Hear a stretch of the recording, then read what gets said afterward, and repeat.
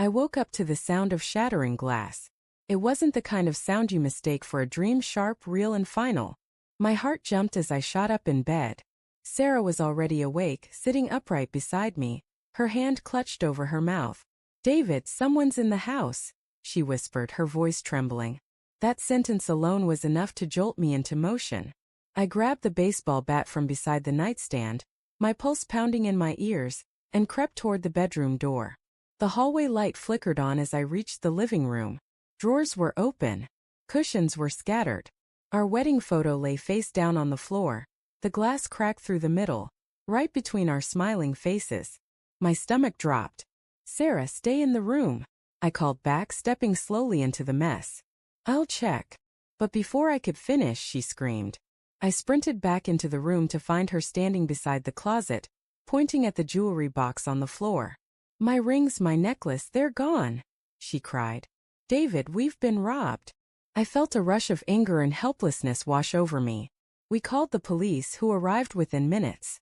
They asked questions, dusted for prints, and took photos of the chaos. It wasn't until the officer asked if I suspected anyone that Sarah's demeanor changed. Her voice was hesitant, quiet. Maybe it's Mark." I turned to her, confused. "Mark? My best friend Mark." She avoided my gaze. "He was here last week, remember? You two were in the garage fixing the shelves. I saw him looking at my jewelry box when he went inside to grab a drink." I frowned. "Sarah, come on. Mark would never." "I didn't want to say anything," she interrupted, her eyes glassy. "But he's been acting strange lately. Texting you late at night. Asking when you're not home. I don't know, David. I got a bad feeling." Her voice cracked as she said it, and something inside me twisted. Because Mark had been distant lately. Canceling plans, showing up late to work, avoiding eye contact. I chalked it up to stress, but suddenly, her words started weaving a darker picture. Still, accusing him felt wrong. Mark wasn't just my best friend, he was like a brother. We'd grown up together. Shared dorm rooms, helped each other through breakups. He was my best man at our wedding. But that night, as I lay awake staring at the ceiling, doubt crept in like poison. 2 days later, the police found something: fingerprints. "Partial prints on the drawer handle," the officer said. "Matches someone in our system, Mark Harris." My stomach dropped. "You're sure?"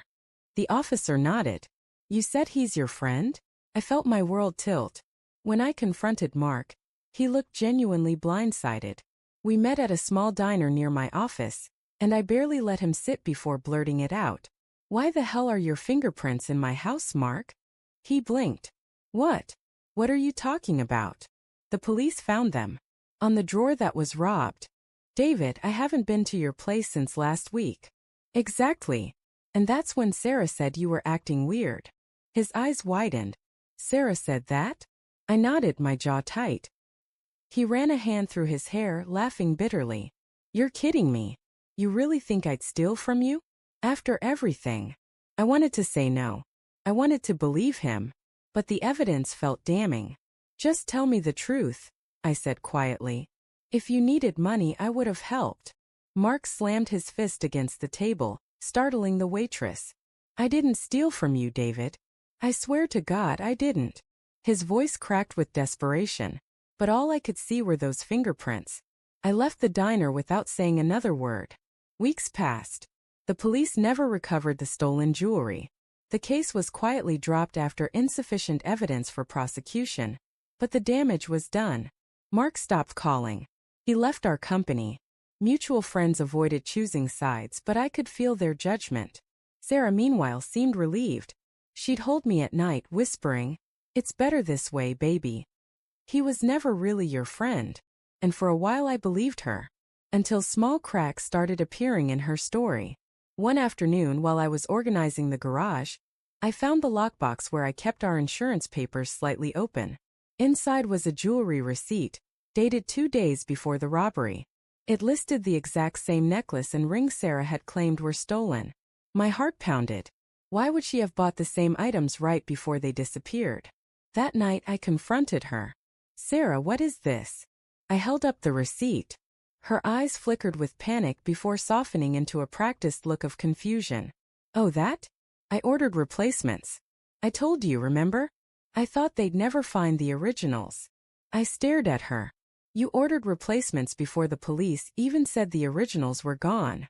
She hesitated. It was just a coincidence.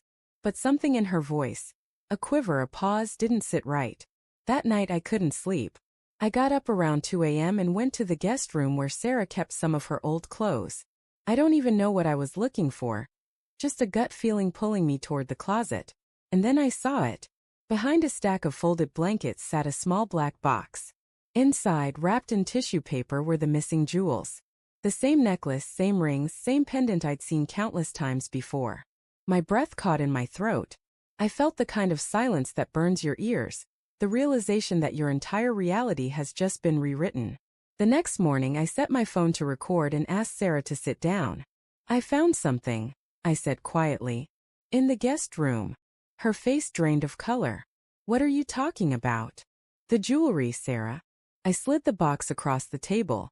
The one that was stolen. Care to explain? She froze. Her mouth opened then closed. I can explain. Please do. Her hands trembled. I wanted to help you see the truth. The truth. I snapped. That my best friend's a thief? Tears welled up in her eyes. He was trying to take you away from me, David. I saw the messages. The late-night calls. You trust him more than you trust me. I thought if you saw what kind of person he really was. I slammed my fist against the table. So you framed him? You called the cops, planted his prints, and destroyed my friendship, for what? She started sobbing, reaching for me. I did it because I love you. Because you were slipping away, and I couldn't lose you. I stepped back, shaking my head. You didn't love me, Sarah. You loved control. For a long moment, neither of us spoke. Just her quiet sobs and my shallow breathing filling the kitchen. Finally I said, I recorded this. The police will hear it. You need help, Sarah, but I can't be part of this anymore. Her face went pale. David, please don't ruin my life. You already ruined mine. 2 months later I met Mark at the same diner. He looked older, somehow tired, but when he saw me his expression softened just a little. I'm sorry, I said immediately. You were right. About everything. He let out a long breath. I figured you'd find out eventually. She confessed, I said quietly. She planted your fingerprints using a glass from that night you came over. Said she just wanted to make me choose her over you. Mark rubbed his temples, shaking his head. Man, that's twisted. I nodded. I let her manipulate me. I should have trusted you. He looked at me for a long moment then sighed. You were in love, Dave. People do dumb things when they're in love. We sat in silence for a while, just two men trying to patch over a wound that had cut too deep. Finally he said, So what now? I stared out the window, the late afternoon sun painting everything gold and bittersweet. Now, I said quietly, I start over. Without lies. Without pretending. Sometimes late at night I still think about that broken photo, the crack splitting right between our faces. Back then I thought it was just shattered glass. Now I know it was prophecy. Because love built on deceit will always break. No matter how tightly you try to hold the pieces together. And when it does, you're left standing in the quiet aftermath, realizing the person who vowed to protect your heart was the one who stole it first.